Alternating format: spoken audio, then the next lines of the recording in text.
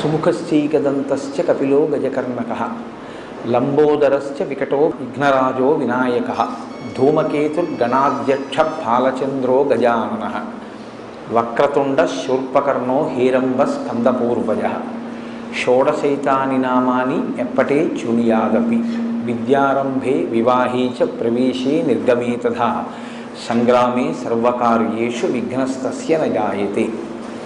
అది శ్లోకం. ఇందులో విఘ్నేశ్వరుడికి 16 నామాలు చెప్తారు.